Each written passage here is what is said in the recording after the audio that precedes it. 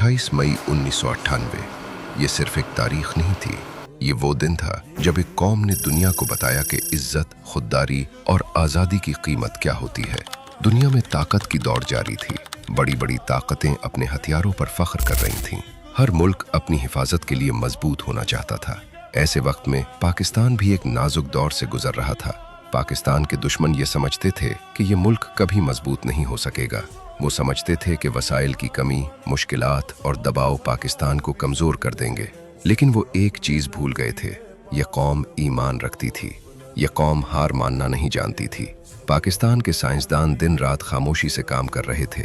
न शोहरत की ख्वाहिश, न दौलत की तलब, सिर्फ एक मकसद, वतन का दिफा। लेबॉर्ट्रियों में जलती रोशनियाँ, रातों की खामोशी, कंप्यूटर्स की आवाज़ें और उन थकी हुई आंखों में सिर्फ पाकिस्तान का ख्वाब था। दूसरी तरफ पाक फौज के जवान सरहदों पर खड़े थे। उन्हें यकीन था कि कौम के मुहाफिज सिर्फ बंदूक उठाने वाले नहीं होते, बल्कि वो लोग भी होते हैं जो इल्म, अक्ल और कुर्बानी से मुल्क को मजबूत बनाते हैं। फिर वो वक्त आया जब दुनिया ने पाकिस्तान पर दबाव डालना शुरू किया। धमकियां दी गईं, लालच दिए गए, रोकने की कोशिश की गई, लेकिन पाकिस्तान ने फैसला कर लिया था। बलूचिस्तान के चागी के पहाड़ खामोश खड़े थे। किसी को अंदाजा नहीं था कि चंद लम्हों बाद यही पहाड़ तारीख का हिस्सा बन जाएंगे। 28 मई की सुबह फजा में अजीब खामोशी थी। कौम दुआ कर रही थी, दिल धड़क रहे थे, हर आंख इंतजार में थी। फिर अचानक जमीन हिली, पहाड़ गूंजे और फजा में एक आवाज बुलंद हुई, अल्लाहु अकबर।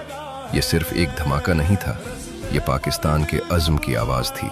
ये एक ऐलान था कि पाकिस्तान आज़ाद है, मजबूत है और अपने दिफा का हक जानता है। चागी के पहाड़ सफ़ेद हो गए और उसी लम्हे दुनिया ने पाकिस्तान को एक नई नज़र से देखना शुरू कर दिया। पूरे मुल्क में खुशी की लहर दौड़ गई। गलियों में लोग निकल आए, बच्चे झंडे लहराने लगे, बुजुर्गों की आंखों में खुशी के आंसू थे।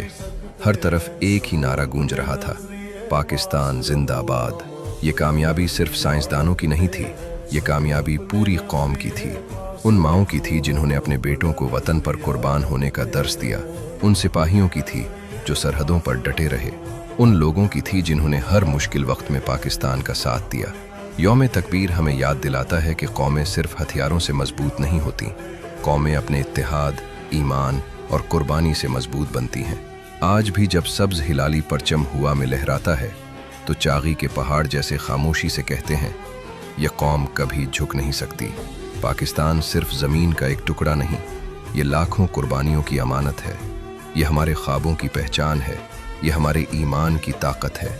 और जब तक इस सरजमीन पर पाकिस्तान का परचम लहराता रहेगा, दुनिया याद रखेगी ये कौम नाकाबिल शिकस्त है। पाकिस्तान जिंदाबाद। भी सकते हैं सब अपने नजरिए पास रखो, हम अपना नजरिया रखते हैं। सब अपने नजरिए पास रखो, हम अपना नजरिया रखते हैं।